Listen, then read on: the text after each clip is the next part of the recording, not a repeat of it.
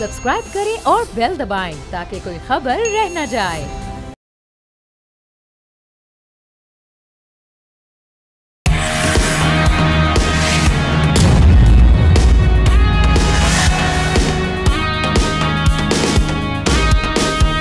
अस्सलामुअलैकुम नाजरीन, आप देख रहे हैं न्यूज़ पंच। मैं हूं आमना खटाना। सबसे पहले आपको बहुत बहुत मुबारकबाद ईद मिलादुन्नबी सल्लल्लाहु अलैहि वसल्लम की।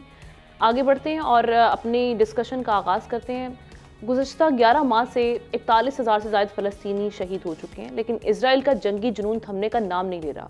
इसे आलमी अदालत इंसाफ का खौफ है, ना अक़वाम मुत्तहिदा का। बल्कि इजरायली वज़ीर दिफा का तो ये कहना है कि इजरायली अफवाज गज़ा में अपना मिशन मुकम्मल करने के करीब है और अब उनकी तवज्जो लेबनान के साथ शिमाली सरहद पर मरकूज़ होगी। दूसरी जानिब अक़वाम मुत्तहिदा की कॉन्फ्रेंस बराए तिजारत और तरक्की की रिपोर्ट के मुताबिक गाज़ा की मईशत जंग से पहले कम जो हम देख रहे हैं हजम उसका छठे हिस्से से कम रह गई है। मकबूजा मगरबी किनारे में बेरोज़गारी तकरीबन 3 गुना बढ़ गई है, जबकि वज़ारत ख़ारिजा की तर्जुमान मुमताज़ ज़हरा बलोच ने कहा है कि गज़ा की सूरत हाल पर आलमी बरादरी की खामोशी सवालिया निशान है।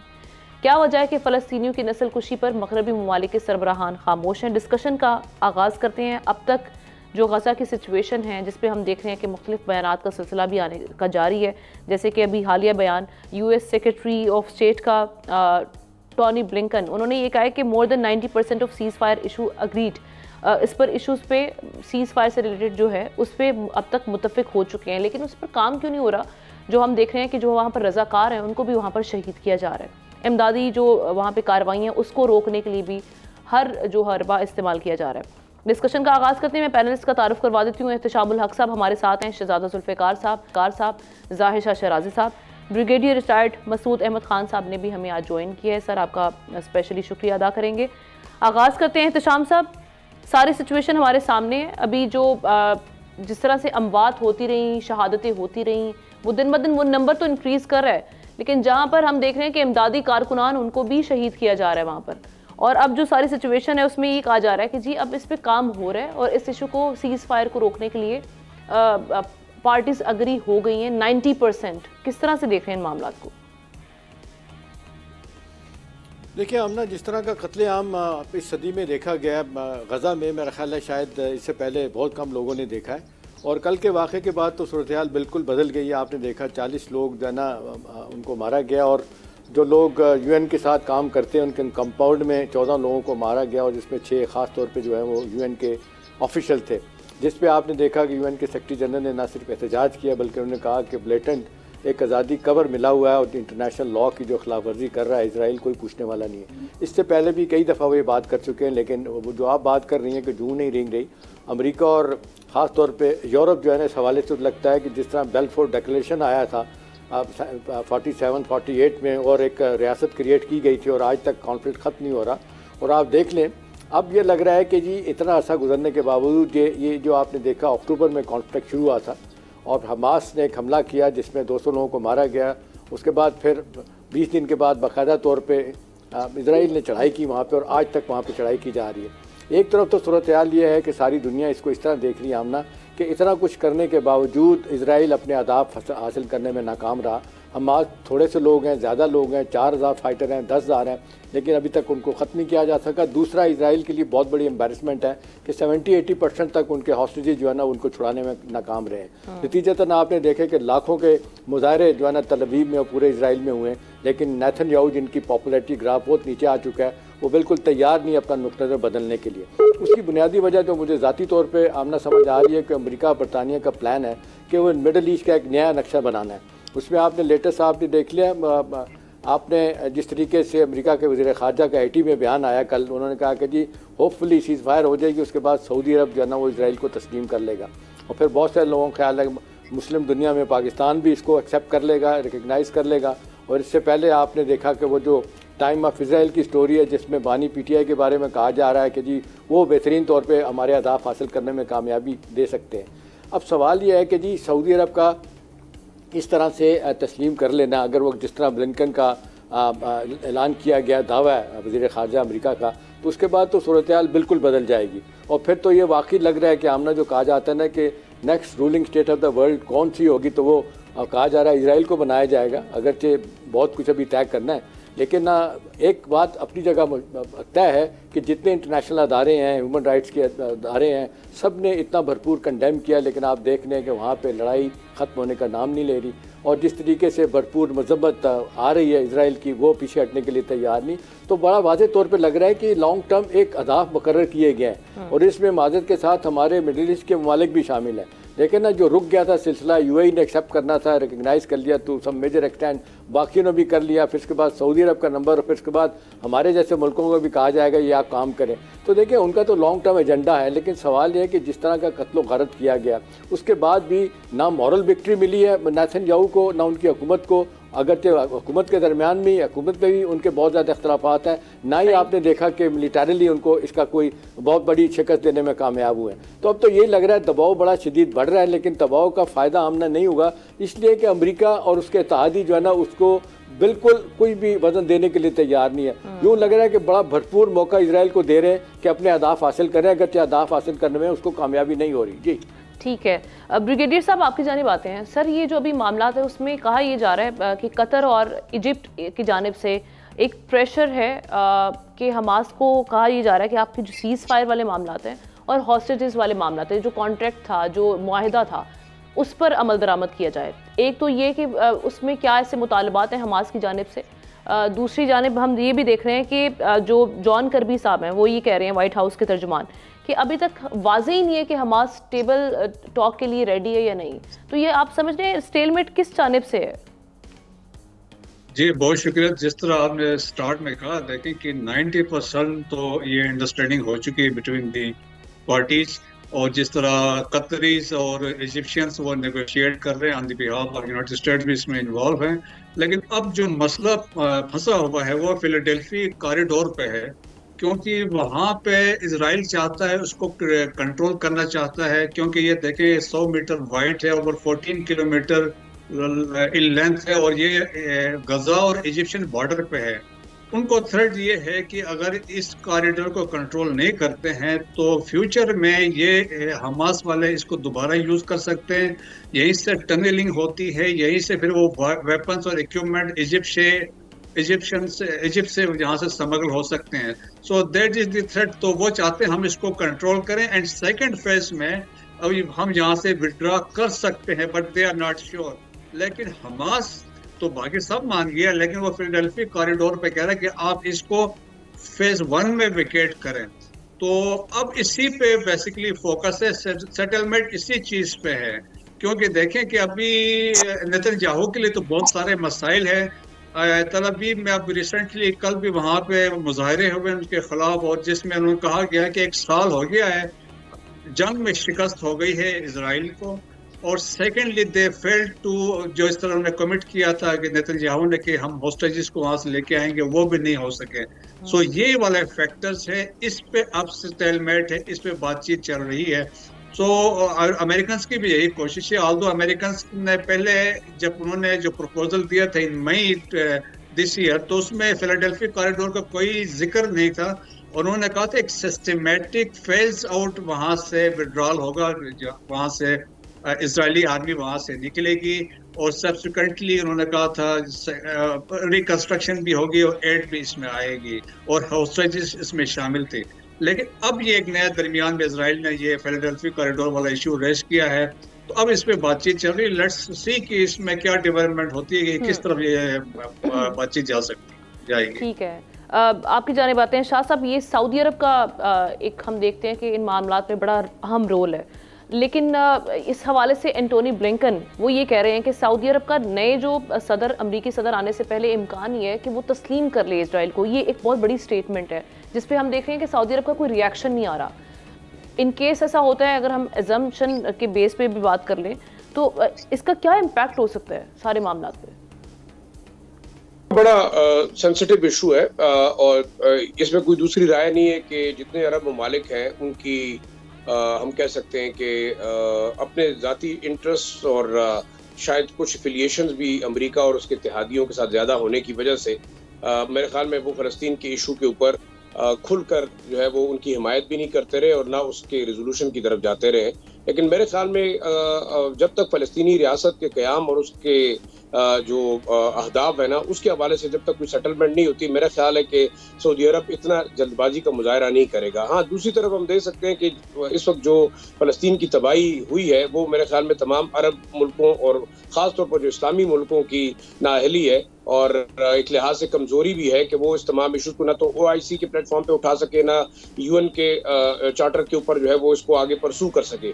इसके बरक्स अगर हम देखें तो मेरे ख्याल में वो नॉन मुस्लिम ममालिक जो कि किसी भी लिहाज से मेरे ख्याल में मजहबी एस्पेक्ट से तो इन फ़लस्तीनियों और गजा के लोगों की हिमायत के लिए नहीं उठे, लेकिन ह्यूमैनिटेरियन ग्राउंड के ऊपर और इंसानी हमदर्दी के ऊपर जो जेनोसाइड हो रहा था उस पर आप देख लें कि आयरलैंड है, दूसरे ममालिक हैं, इवन आपका अमेरिका के अंदर सिवाय उस सेहूनी जो लॉबी है उसके अलावा जूइश कम्युनिटी के लोग, क्रिश्चियंस, आपने देखा बगैर किसी मजहब, रंग, नस्ल के नौजवान नस्ल बाहर निकली और एक आप इनकलाबी सूरत हाल देख रहे हैं। अमेरिका का जो दावा है वो अपनी जगह पे, मेरे ख्याल में इलेक्शन से पहले इस किस्म की बात करना शायद ये भी एक नया पॉलिटिकल स्टंट होगा इनके लिए। लेकिन आप देखेंगे कि जो अमेरिकी इंतखाबात हैं, मेरे ख्याल से जो बाइडन का जो विड्रॉल है प्रेसिडेंशियल इलेक्शन से, ये एक बहुत बड़ा गजा का फैक्टर उसके अंदर शामिल रहेगा। क्योंकि देखें, अमेरिका ने इस जेनोसाइड में तकरीबन 40 से 41 हज़ार से ज़ायद फ़लस्तीनियों की शहादत और 60-70 हज़ार से ज़ायद को जो है वो ज़ख्मी होने में अमेरिका और उसके इत्तेहादियों का मुकम्मल हाथ है। क्योंकि इस वक्त देखें सबसे ज़्यादा जो जंगी इमदाद है वो अमेरिका फराम कर रहा है और इसके साथ साथ मॉरल सपोर्ट भी है। जितनी करारदादें उनके खिलाफ अगर किसी ने मूव भी की UN सिक्योरिटी काउंसिल और यूनाइटेड नेशंस के अंदर, उसको वीटो भी किया। ब्रिगेडियर साहब का भी अपना एक पॉइंट है कि बिल्कुल अगर इसराइल ट्रूस की तरफ जाता है तो उसका अपना एक इंटरेस्ट है, वो लॉन्ग टर्म चीज़ों के ऊपर जाने की कोशिश करेगा। अहदाफ क्या थे? अहदाफ उनका ये था कि उन्होंने बुलडोज कर दिया गजा को, रफा को, और अब बाकी जो सूरत हाल रह गई है, मेरे ख्याल में जो इस वक्त जॉर्डन है, इजिप्ट है, साथ साथ सीरिया है, उनको मजीद खतरात लाहक होंगे। उसकी वजह यह है कि इसराइल की जो एक्सपेंशनिस्ट डिजाइन है वो यहाँ पे रुकने वाले नहीं है, क्योंकि उनका एक प्लान और उस प्लान के साथ वो आगे बढ़ रहे हैं और तमाम जो सुपर पावर और दूसरी ताकतें हैं वो उनके साथ हैं इस तमाम तर जो है मनसूबाबंदी के अंदर। तो मेरे ख्याल में गजा की जंग सिर्फ इत्तेफाकन नहीं थी कि हमाद ने हमला किया और शुरू हो गया। अब तो लोग ये भी सवाल करते हैं कि बाकायदा ये प्लान्ड किस्म की जंग जो शुरू की गई थी और उसका ऑब्वियसली मकसद जो है वो फलस्तीनियों को मुकम्मल तौर पर ख़त्म करना और एक ग्रेटर इसराइल की बुनियाद रखना है। तो अब देखना ये होगा कि वाकई सऊदी अरब या दूसरे इस्लामी ममालिक, बेशक उनके जो है रवाबित जरूर है, इकोनॉमिक रवाबित है, तिजारती मामलात हैं। ठीक है जुल्फिकार साहब, एक और फैक्टर यहाँ पे बड़ा इन्वॉल्व है, वही अमेरिका के इलेक्शंस का। हमने रिसेंटली भी जो प्रेसिडेंशियल एक डिबेट हुई थी कामिला और साथ ही साथ ट्रम्प साहब के दरमियान में, तो इसका बड़ा इम्पैक्ट होगा इन केस जैसे कि कहा जाता है कि उस डिबेट में मिस्टर ट्रम्प ने ये कहा कि अगर वो होते इस वक्त इक़्तिदार में तो ये कन्फ्लिक्ट होता ही ना। उनकी पर्सनालिटी को देखते हुए या जो उनके दौर को देखते हुए आपको लगता है कि अगर वो प्रेसिडेंट बनकर सामने आते हैं तो ये कन्फ्लिक्ट जो है काफ़ी हद तक हल हो जाएगा, ये जंग बंदी के इम्कानात होंगे, वहाँ पर इसराइल पर एक प्रेशर क्रिएट होगा? आमना, ये एक पब्लिक वो है, एक स्टेटमेंट है जिसमें वो कह रहे हैं, और ऐसा नहीं है कि अगर ये कोई वो कैंडिडेट बात करे जो अभी तक सदर ना बना हो तो लोग ये कह सकते हैं कि वाकई इसकी पॉलिसी, इसकी जो एक प्लान है इनका कि दुनिया में अमन हो, तो शायद ये अपनी पॉलिसियां इस तरह जो है नाफिज कर सके या उसके इन्फोर्स कर सके। लेकिन अफगानिस्तान से जो फौज का इनखला था वो ट्रम्प साहब के दौर में हमने देखा, उसको बुनियाद बनाते हुए अगर वो बात कर रहे हैं। अब नहीं, देखें, वो ये भी कह देते हैं ना कि मैं अगर होता तो जंग ही नहीं होती, हम अफगानिस्तान नहीं भेजते ही नहीं अपनी अफवाज। तो ये बात नहीं है। मैं उसी तरफ आ रहा हूँ कि वो तो उन्होंने विड्रॉ कर दिया क्योंकि इतना प्रेशर था अफगानिस्तान में अमेरिका के और जो नेटो फोर्सेस है और दूसरे जो ममालिक हैं उनके जो इत्यादी हैं, इतना उन पर वो था, प्रेशर था कि हम बेसुध जंग लड़ रहे हैं, जो कुछ हमने कर लिया इस पे, जो इसमें जमा हो रहे थे और ये सारा कुछ सारा हमने कर दिया, उसको खत्म कर दिया, उन दहशतगर्दों को, वो सारा कुछ अभी निकल जाना चाहिए। और फिर जो एक सुसाइड का जो लेथल एक वेपन जो इस्तेमाल कर रहे थे अफगान तालिबान, वो बड़ा उनके लिए वो था, और वो उनको निकलना इकोनॉमिकली भी एक बहुत बड़ा फैक्टर है उनके लिए। कि वो एक कह रहे थे कि हम ऐसे कुएं में डाल रहे हैं, अंधे कुएं में अपना पैसा डाल रहे हैं कि जिससे हमें कोई वो नहीं है, बेहतर है अभी हमें कहीं और भी तवज्जो देनी चाहिए। तो ये हम इसमें कहीं फंस ना जाएं, परमानेंट जो है ये भी होता है। अच्छा, दूसरा ये है कि 5 साल में उन्होंने इजराइल और जो फलस्तीनी है उनमें कौन सी ऐसे पेशरफ्त ले आए वो, जिससे वो ये कहते हैं कि अगर मैं होता तो ये जंग ही नहीं होती। देखिए, ये जंग तो ऐसा लगता है कि वो होते तो हमास उनसे पूछ लेता कि मैंने हमला करना है, आप कहें कि हमला मुझे करना है या नहीं करना, या वो जंग में होते तो उनके जो इजराइलीज जो हैं वो जिस तरह दिन ब दिन जो है वो सेटलमेंट उनकी बढ़ा रहे थे और जो मुआहदे थे उसकी खिलाफ वर्जी करते हुए वो उसको इनक्रोच कर रहे थे, तो वो क्या उनसे पूछ रहे थे? तो ये खैर ऐसी बातें हैं इलेक्शन के लिए कि जिसमें वो उन ज्यूज लॉबीज जो हैं उनकी वो खोना भी नहीं चाहते हैं, एतमाद भी नहीं खोना चाहते हैं, उनका कॉन्फिडेंस, उनकी सपोर्ट, और उनको चाहिए ज्यादा से ज्यादा वो करें। अब आ जाए दूसरी तरफ, देखें एक अमेरिका जरूर, एक अमेरिका का जो हमारे जितने पैनलिस्ट हैं इस बात पर भी इत्तेफाक करते होंगे कि अमेरिका का एक बहुत मेजर रोल है। और रोल क्यों है? वो एक ज्यूज जो है वो पेनिट्रेट कर गए हैं हर उस शोबे में और अमेरिका में उसमें जिसके तरफ उनका झुकाव रहता है, फाइनेंशियल इंस्टीट्यूशंस और ये सारा कुछ, उस वजह से उनका एक झुकाव रहता है। अरब दुनिया अपने तौर पर जिसका जितना बस चलता है, यहाँ बैठ के तो एक बंदा कह देता है कि पाकिस्तान कर क्या रहा है, पाकिस्तान अपनी फौज भेज दे। अब उसको नहीं पता कि उसको फौज भेजना कितना बड़ा एक वो रिस्क लेने वाली बात है। आपके इंटरनल खुद क्या चीजें हैं, किस तरह आप जाके उधर से भेज दें, कौन भेजेगा? हम यमन नहीं है, यमन जो कुछ कर रहा है वो अपने तौर पर वो कर रहा है जो कर रहा है। कतर ने जो कुछ करना है, जिस तरह से अंडरग्राउंड जो चीजें वो कर रहा है, वो जरूर अपनी अपनी जगह है, लेकिन प्रेशर मैं बोल रहा हूँ कि बढ़ रहा है। 6 लाशें जब ये मिली यरगमालियों की, उसके बाद तो लोग सड़कों पर निकल आए, उन्होंने एहतजाज शुरू कर दिया और अब ये बढ़ता जा रहा है। मेरे ख्याल में अब ये आपका जो है नेतन्याहू जो है वो अब इस पर मजबूर हो कि वो कोई ना कोई इत्तेमाद, उसका ख्याल ये था कि मैं ऐसा काम करूंगा कि यरगमाली भी छुड़ा लाऊंगा और मैंने जो है इनको बहुत ज्यादा नुकसान पहुंचाऊंगा और मेरी वाह वाह हो जाएगी। वो यरगमाली कुछ कहीं पर जहां पर छुपाए गए थे कुछ तो छुड़ा ले गए। 97 अभी तक भी है और रिपोर्ट ये है कि 33 जो है वो मर चुके हैं, उनके जो है उनका कोई पता नहीं है। तो बाकी जो है वो अभी तक उनके हाथ में, बार्गेनिंग चिप उनके हाथ में है। अगर वो ये नहीं होता तो इसराइल क्या उनके साथ करता? तो ये एक मुश्किल है। मेरे ख्याल अब आने वाले दिनों में शायद वो राजी हो जाएं, लेकिन हमास भी ऐसा काम नहीं करना चाहता कि जिससे उनका इतबार वो खत्म हो जाए। वो भी जैसे भी हमारे सिक्योरिटी एनालिस्ट कह रहे थे कि उस जो एरिया है उसको वो छोड़ना नहीं चाह रहे। वो कहते हैं स्टेज बाय स्टेज हो, जब हमारे कॉन्फिडेंस बिल्डिंग मेजर्स उठाए जाए इसराइल की तरफ। ठीक है, चलें आपका इस हवाले से पॉइंट आ गया। एक ब्रेक लेते हैं, ब्रेक के बाद एक और बात करेंगे।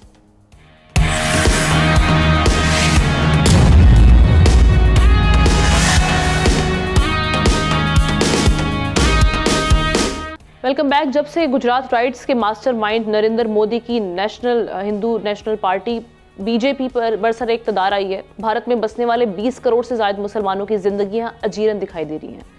इंसानी हुकूक की एक तंजीम DW की जारी करदा जो रीसेंट रिपोर्ट है, उसमें ये इंकशाफ किया गया कि भारत में रहने वाले 220 मिलियन से ज़ायद मुसलमान अपने मुस्तकबिल के हवाले से खौफज़दा हैं।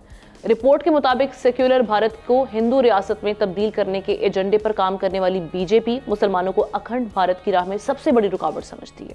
इसलिए मुसलमानों को हम देख रहे हैं कि हर तरह से उन पर ज़मीन तंग की जा रही है, टारगेट किया जा रहा है। हाल ही में अगर बात की जाए तो गुजरात के शहर सूरत और भरूच में ईद मिलादुन नबी सल्लल्लाहु अलैहि वसल्लम के झंडे लगाने पर जुनूनी हिंदुओं ने मुस्लिम आबादी पर हमला किया। डंडों और रॉड से लेस इंतहा पसंद हिंदुओं के हमले में कई मुसलमान जख्मी हुए, जिनमें ख़वातीन और बच्चे भी शामिल हैं। अब ये मामला देखते हुए, चूँकि वहाँ पर हम देख रहे हैं कि मुसलमान जिस तरह से अपने आप को इनसिक्योर या अनसेफ फील कर रहे हैं, ये मामला किस जानिब जा रहे हैं और क्या इसका कुछ हमें इससे आउटकम या कोई नतीजा निकलता हुआ दिखाई दिएगा? इस डिस्कशन का आगाज़ करते हैं। जी शाह साहब। आमना देखिए, मेरे ख्याल में जो एक एक्सट्रीमिस्ट गवर्नमेंट है नरेंद्र मोदी की, वो सिर्फ मुसलमानों के लिए नहीं, मेरे ख्याल में आप देखें जितनी माइनॉरिटीज़ हैं, चाहे वो क्रिश्चियंस हैं चाहे वो सिख हैं, इस वक्त शायद उनकी ज़िंदगी बहुत अजीरन हो चुकी है। और ख़ास तौर पर जो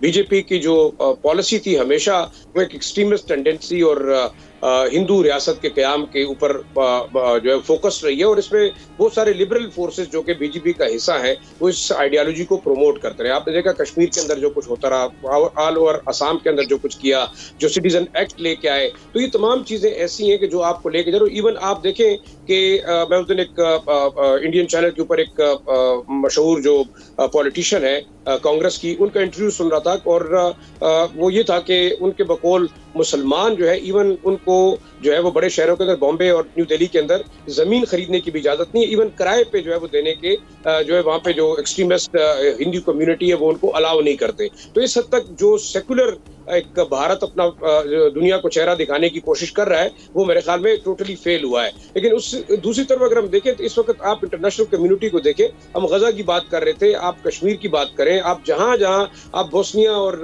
सेंट्रल एशियन स्टेट्स के अंदर मुसलमानों के खिलाफ जो मजालिम थे, तो अब एक लिहाज से हम ये भी देखें कि जो एक दुनिया के अंदर मुसलमानों के खिलाफ एक ऑर्गेनाइज किस्म की जो जेनोसाइड चलता रहा है उसको तमाम जो गैर मुस्लिम कुव्वतें वो पैट्रोनाइज करती रही हैं। तो इस ट्रेंड को आप देखें, जो कुछ इसराइल के अंदर होता रहा वो रेप्लिकेट करने की कोशिश कर रहा है हिंदुस्तान कश्मीर के अंदर, और इवन जो है वो हिंदुस्तान के दूसरे शहरों के अंदर। तो यही वो इम्पोर्टेंट इशू है जो कि मेरे ख्याल में पाकिस्तान तो हमेशा कोशिश करता है कि कश्मीर के इशू को उठाया जाए, जितनी रियासती जबर है किसी भी कम्युनिटी के खिलाफ। आप सिखों की ऑर्गेनाइज्ड किलिंग देखें, ऑल ओवर जो है कनाडा के अंदर हुई, अमेरिका के अंदर हुई।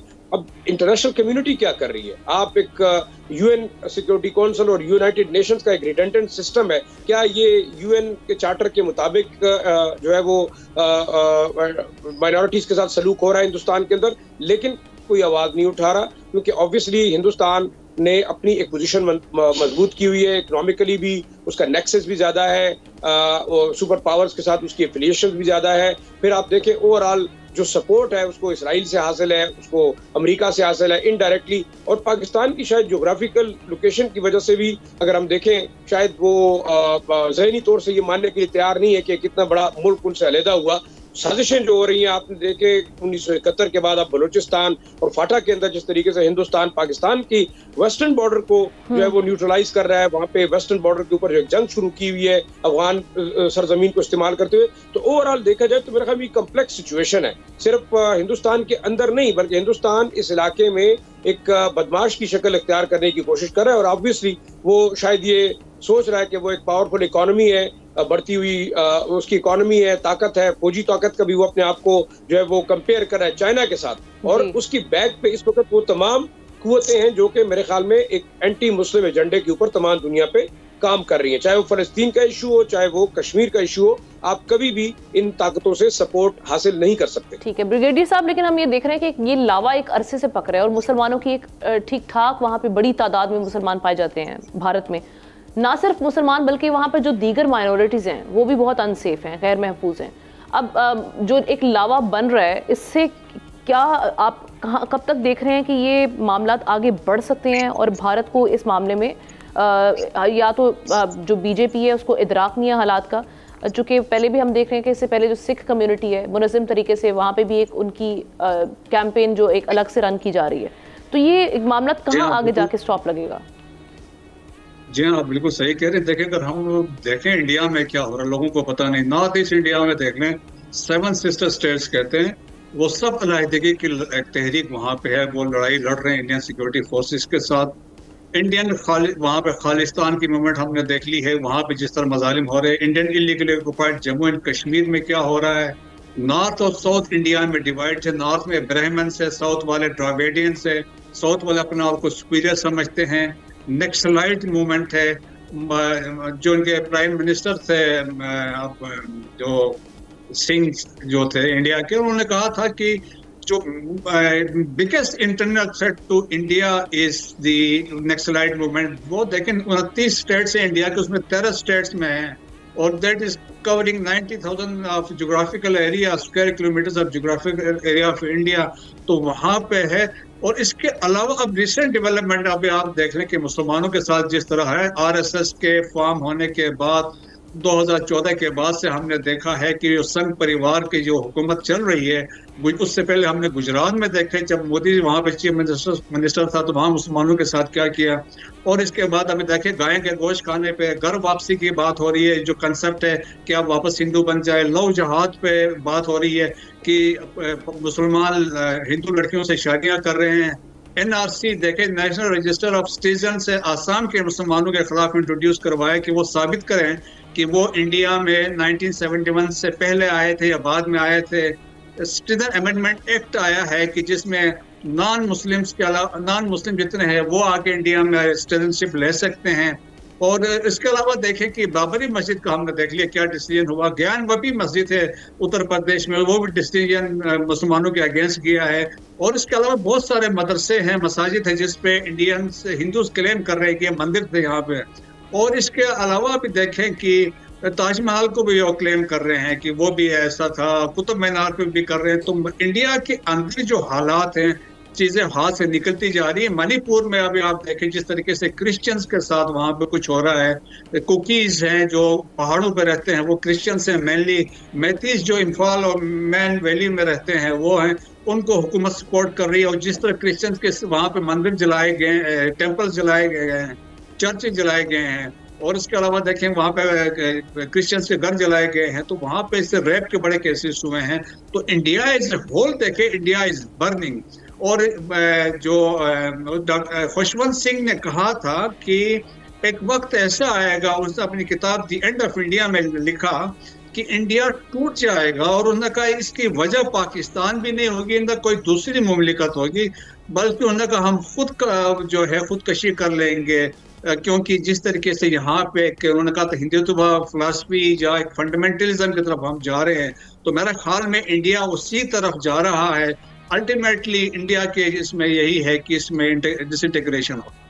यानी अखंड भारत के जो नतायज हैं वो बड़े खौफनाक हो सकते हैं। जुल्फ़िकार साहब आपकी जानिब आ रहे हैं। सर, ये जिस तरह से हमने अभी इजराइल का भी जिक्र किया, उसमें तो इजराइल चूँकि अमेरिका का एलाय है, उसको आशीर्वादी हासिल है, जिसकी वजह से हम देख रहे हैं कि वो हर हथकंडा इस्तेमाल कर रहा है, कोई रोकने टोकने वाला नहीं है। मुस्लिम कंट्रीज़ जो हैं उनके अपने इंटरेस्ट हैं जिसकी वजह से वो बटे हुए हैं, या एक प्रेशर भी है, सैंक्शंस का सामना करना पड़ता है अमेरिका की जानिब से। तो अब इन मामलात में वहाँ तो हम उस तरह से आवाज़ रेज़ नहीं कर पाए बतौर जो हम देख रहे हैं मुस्लिम एक कम्युनिटी। तो मुस्लिम कम्युनिटी इस इशू में अगर देखा जाए, इंडिया वाले इशू में, भारत वाले इशू में, यहाँ पर भी हम देख रहे हैं कि एक अजीब सी खामोशी छाई हुई है मुस्लिम कंट्रीज़ की जानिब से, इस ब्लॉक की जानिब से। इस मामले को भी हाईलाइट करने में इतने हम एहतराज़ क्यों बरत रहे हैं? क्या यहाँ पर भी उसी तरह से आशीर्वादी हासिल है अमेरिका की? आमना देखें, मैं एक ऐड कर दूं कि आपने जो कहा ना इसराइल और जो हमास का जो इशू या फ़लस्तीन का जो इशू है, वहाँ पर क्रेडिट तो जाता है ईरान को। ईरान ने जो है मुसलसल, आज अगर हमास ने कुछ भी अपनी पावर बताई है और कोई उसकी स्ट्रेंथ है, वो just because of Iran. Lebanon ने जो है उसको भी आपको क्रेडिट देना पड़ेगा, आपको सीरिया को भी क्रेडिट देना पड़ेगा कि उसके सीरियन के साथ क्या वेस्टर्न ममालिक लेड बाय अमेरिका क्या कर रहे थे, क्या कुछ नहीं किया। लेकिन ज़ाहिर है रशिया ने उधर थोड़ा सा अपना एक अच्छा खासा जो है बैक उनको किया, इस तरह से वो चीज़ें हुई, उनका अपना एक इंटरेस्ट है। अब कश्मीर की जो बात है, बिल्कुल ये बात आप ठीक कहती हैं कि वहाँ पर कश्मीर में ज़्यादा इंटरेस्ट जो है होना तो चाहिए।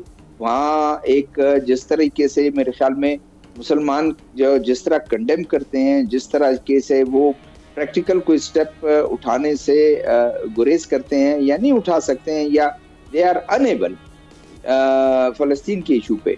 लेकिन मेरे ख्याल में कश्मीर पर तो बहुत जगह जो है वो कंडेम भी नहीं करते हैं। अगर करते भी हैं, ज़रा पाकिस्तान की उस सफारतकारी की वजह से कहीं ना कहीं वो कर देते हैं, लेकिन ज़्यादा वो उसको वो नहीं करते हैं। क्यों? इंडियन एक बहुत बड़ी मार्केट है उनके लिए।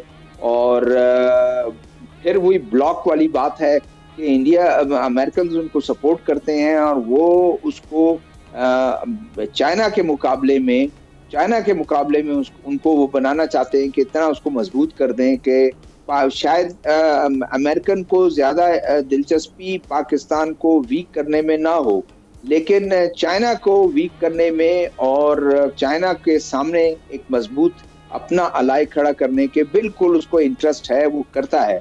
फिर नई डेवलपमेंट्स जो हुई हैं, अगर आप देखें यूक्रेन और NATO's led by US, western power, जितने आपके कंट्रीज हैं, दिल खोल के आंखें बंद करके उन्होंने जो असला उसको सप्लाई कर रहे हैं, जो रिसोर्सेज उसको सप्लाई कर रहे हैं, क्योंकि वो समझते हैं कि रशियन को यहाँ रोकना बड़ा जरूरी है। हालांकि देखा जाए तो ये तो मुआहदा उनका था कि नेटो जो है वो आगे अपना इन्फ्लुएंस नहीं बढ़ाएगा, ये उन्होंने किया और वहीं से वो समझा कि मेरा लाइफ लाइन है, अगर ये इन्होंने कर दिया तो फिर रशिया बिल्कुल कंटेन हो जाएगा। रशिया ने रिएक्ट किया, उसमें चाइना, पाकिस्तान भी अपना थोड़ा बहुत झुकाव उसका उस तरफ है। तो इस वजह से इस नई चीजों में जाहिर है उनका कोई वो नहीं है।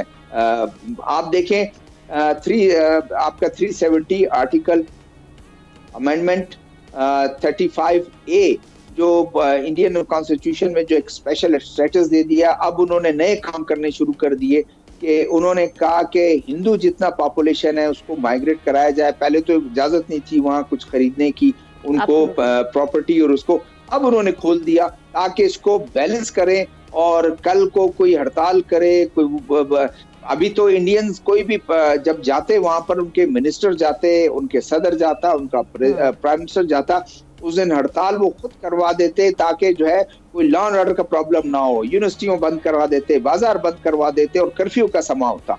तो इसको रोकने के लिए उन्होंने कहा कि अब जो है वो डेमोग्राफिक चेंज लाई जाए, इसको इस तरह बैलेंस किया जाए और उन लोगों को जो ऐसे एलिमेंट्स हैं जो उनको वो करते हैं, सपोर्ट करते हैं, उनको लाया जाए। लेकिन इस इलेक्शन में आपने देखा कि जिसको हम कठपुतली वो हुकूमतें कहते थे, जो बिल्कुल इंडियन ईमा पे होते थे, इस दफा उनका हाल क्या हुआ इलेक्शन में, किस बुरी तरीके से वो हारे भी हैं और लाखों में, कोई हजारों में नहीं, लाखों का उनका फर्क है। और बाकी इंडियंस का तो एक वो है कि वो चाहते हैं कि इस तरीके से जो सरजमीन हिंद पर रहे वो हिंदू बन के रहे और वो किसी और मजहब से उसका ताल्लुक ना हो। ये एक बहुत ही एक्सट्रीम उनका वो है, जिसकी वजह से मुस्लिम अफसोस आता है कि OIC हो या यूनाइटेड नेशन हो, उन चीजों पर उन्होंने जिस तरह पैलेट गन इस्तेमाल किए, जिस तरह ये जो 2019 के बाद एक ऑब्जर्वर की पूरी टीम कोई नहीं गई जाके, एक लेटर मुझे याद है 2020 में था या 19 के एंड में था, उन्होंने एक लेटर लिखा कि ऑब्जर्वर्स को इजाजत दे, उन्होंने फाड़ के फेंक दिया रद्दी की टोकरी में, उन्होंने कहा आपको जवाब ही नहीं दिया उसका।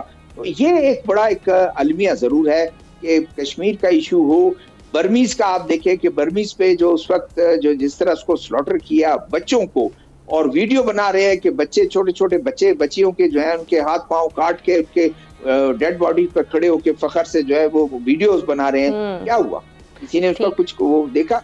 शायद थोड़ा बहुत बांग्लादेश ने उनको पनाह दे दी कि मरने से उनको बचा लिया, लेकिन वहाँ जो रह रहे हैं वो बड़ी बुरी हालत में हो रहे हैं। ठीक है एहतशाम साहब, वहाँ पर अगर हम थोड़ा समझने की कोशिश करें, क्या ये बीजेपी ही एक ऐसी पार्टी है जो हम देख रहे हैं हिंदू इंतहा पसंदी को हवा दे रही है, या उनकी अगर हिज़्ब इख्तिलाफ की पार्टीज़ की बात की जाए, अगर उनका माइंडसेट मुख्तलिफ है, तो बीजेपी के तसल्लुत से आज़ाद करने के लिए कोई ऑर्गेनाइज्ड किस्म की वहाँ पर हम देख रहे हैं कि एफर्ट क्यों नहीं की जा रही, ये जो हमारी हिज़्ब इख्तिलाफ की पार्टियाँ इंडिया में उनकी जानिब से? आमना, आपका अच्छा सवाल है।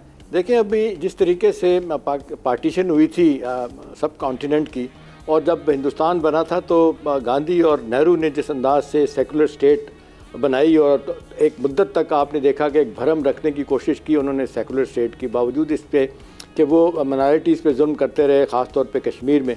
लेकिन ये आप देख लें कि 2 मरतबा जीतने के बाद तीसरी मरतबा आप हुकूमत करने के लिए जो आप देख रहे हैं बीजेपी की गवर्नमेंट लेड बाई मोदी जो आई हुई है, इसने वो सेकुलरिज्म जो है ना उसको तबाही और बर्बादी के किनारे पे ला के खड़ा कर दिया। एक तो अभी बात हो रही थी माइनॉरिटीज़ की, आमना इंटरेस्टिंग बात है कि आज वो लोग जो हिंदू हैं और वो जो सपोर्ट नहीं करते या किसी हवाले से क्रिटिसाइज़ करते हैं मोदी हुकूमत पे, तो उन पे भी छप्पून मारा जाता है। अभी आप लेटेस्ट देख लें, अरविंद केजरीवाल जो थे, जो चीफ मिनिस्टर अपने न्यू दिल्ली के, उनको आज ज़मानत मिली है सुप्रीम कोर्ट से। उनको जनाब आपने देखा बंद कर दिया था, उनको हिस्सा ही नहीं लेने दिया गया इलेक्शन में, बड़ी मुश्किल से उन्होंने अपनी जान छुड़ाई। तो वहाँ पे अब 2 चीज़ें हो रही हैं। एक तो ये कॉर्पोरेट कल्चर जिस तरह कॉरपोरेट सेक्टर को मोदी ने हमायत करके सारे इंडस्ट्रियलिस्ट को सारा मीडिया दे दिया, और मीडिया जब देने के बाद आपने देखा कि जो भी वो हिंदू ज़हनियत और माइनॉरिटीज़ पे हमले मारना, तो बिल्कुल उसको जिसको कहते हैं ब्लैंकेट कवर दिया हुआ था। लेकिन अच्छी बात है कि अब आवाज़ें उठना शुरू हो गई हैं। लोगों का ख्याल है कि जी ये तबाही और बर्बादी की तरफ मोदी लेके जा रहा है, और सेकुलर स्टेट जो हमारी थी, जिसकी वजह से हमारी इज़्ज़त थी, आज सारी दुनिया हमारे ऊपर थू थू कर रही है। अब देखें, अब ये एक और डायमेंशन इसकी देखें, ये जो बांग्लादेश में आमना हुआ है, अभी देख लें कि उसके बाद से तो वो कहते हैं कि एक मुसीबत बनी है न्यू दिल्ली में, और जितने उनके थिंक टैंक है, ये क्या हो गया। अब देखें, वेस्ट बंगाल जो 13वीं बड़ी रियासत है हिंदुस्तान की 27 रियासतों में से, वो 4000 किलोमीटर का उसका कहते हैं बॉर्डर है हिंदुस्तान का पूरा इसके साथ, बांग्लादेश के साथ, और इनका डायरेक्ट लिंक है बांग्लादेश के साथ वेस्ट बंगाल का। वो ममता बनर्जी इतनी सख्त है जो प्राइम मिनिस्टर के ख़िलाफ़ बोलती है, उनको मरवाने की भी कोशिश की गई। इसी तरह बाकी अभी ब्रिगेड साहब कह रहे थे 11 इंसर्जेंसी चल रही हैं तमिलनाडु, माओइस्ट और पता नहीं कौन कौन सी वहाँ पे सिखों की हैं, और तंजीमें भी काम कर रही हैं। अब सवाल इस वक्त यह है कि क्या ये तब्दील होगा मामला। अब लोग कह रहे हैं कि मोदी को शायद अब ख्याल आएगा कि अब ये तीसरी मरतबा आप हुकूमत करने के बाद अपनी कोई लेगेसी छोड़े तो शायद कोई मामला बेहतर करने की कोशिश करे। लेकिन आमतौर पे वहाँ कहा जा रहा है कि जी अब लोग इतने तंग आ गए, वहाँ पे लोगों का ख्याल है कि जी ठीक है, एक तरफ तो आप मार रहे हैं माइनॉरिटीज़ को, और अपने हिंदुओं को भी मारना शुरू कर दिया जो भी आपके खिलाफ जाता है। देखिए, अब ये कश्मीर की स्पेसिफिक बात की जाए आमना, जिसने आप देख लें कितना लंबा टाइम गुजर गया है। ये आप 4 साल से ज़्यादा का वक्त हो गया जिस तरीके से सारा स्टेटस चेंज किया गया था। अब 4.5 लाख फौज बिठाई है आपने, उसके बावजूद 50 लाख जो है कश्मीरी आपसे आप हैंडल नहीं हो रहे। तो मेरा ख्याल है ये अब अपराइजिंग तो उनकी अपनी जगह रही है। हिंदुस्तान के लिए जो मुश्किलात अब हो रही है, जिसके बारे में उनका मीडिया भी, उनका थिंक टैंक ने आहिस्ता आहिस्ता कहना शुरू कर दिया कि जी ये मुल्क जो है ना वो टूटेगा, तबाही की तरफ जाएगा, जिस तरीके से इसको हैंडल करने की कोशिश की जा रही है। इसलिए मोदी की मुखालफत में इजाफा हो रहा है, बड़ी मुश्किल से जीते हैं। वही मोदी जो कहते थे इस दफ़ा पार कर जाएंगे, सब कुछ जीत जाएंगे, वो नहीं हुआ। तो मेरा ख्याल है तब्दीली की फिजा जो है बन रही यहाँ पे, होपफुली मेरा ख्याल है माइनॉरिटीज़ के लिए और ख़ास तौर पे मुसलमानों के लिए हम कुछ तवक्को करते हैं कि कश्मीर में कोई बेहतरी आएगी। जी चलें, हम अच्छी की तवक्को रखेंगे। प्रोग्राम का वक्त खत्म हुआ चाहता है। तमाम पैनलिस्ट का बहुत शुक्रिया। कल आपसे मुलाकात होगी। अल्लाह हाफ़िज़।